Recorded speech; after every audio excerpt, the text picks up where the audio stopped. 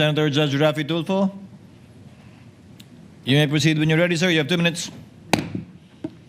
Thereafter, our Senate President. Thereafter, Senator Lacson. Madam Witness, pag-usapan natin yung safe houses ng OVP. Based dun sa records ng House of Representatives noong 2022, yung OVP ay gumastos ng 16 million pesos sa confidential funds para sa bayad o rental ng mga safe houses, correct? Opo, tama po. At ilang safe houses ito?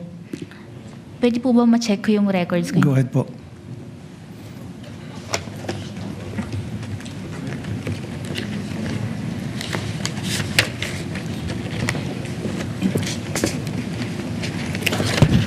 Tulungan na lang kita para mas mapabilis. 34.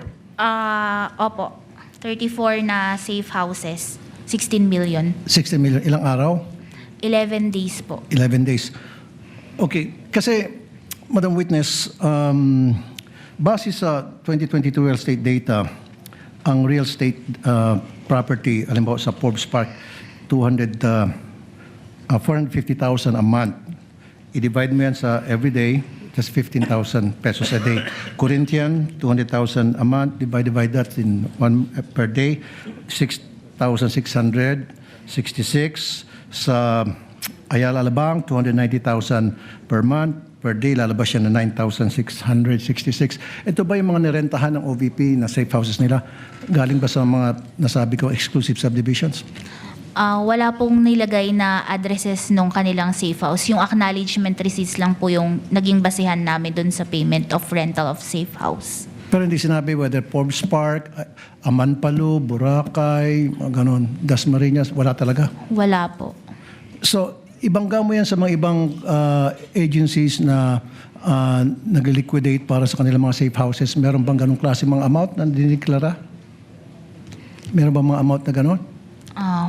Wala po, hindi po ganun kalaki. So, walang ganong kalaki. So, what do you think of this? Is this excessive, abusive, or out of this world amount? Base po sa inyong experience.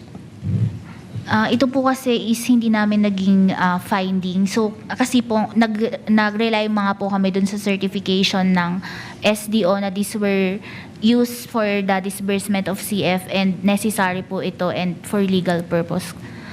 Pero kung dito po, malaki po talaga siya for payment of rental of safe house. Kasi lumilitaw, parang 42,780 pesos per day ang bayad ng OVP para sa kanilang mga rental properties noong 2022. Sa halagang 16 million na spend nila in the 11 days.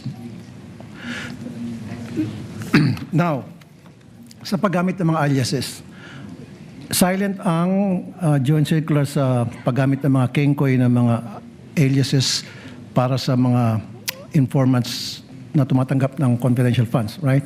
Opo, silent po ang joint circular. Silent din ba ang joint circular sa paggamit ng isang signature sa napakaraming pangalan? Wala pong naging provision ng joint circular doon sa mga pirma po. So okay lang gumamit ng mga isang pirma sa napakaraming informants, pangalan informants? Dapat po, ito ay mabigay sa totoong tao po. Yun po ang importante sa joint circular. So therefore, dapat i-amend na lang yung joint circular kasi naabuso eh.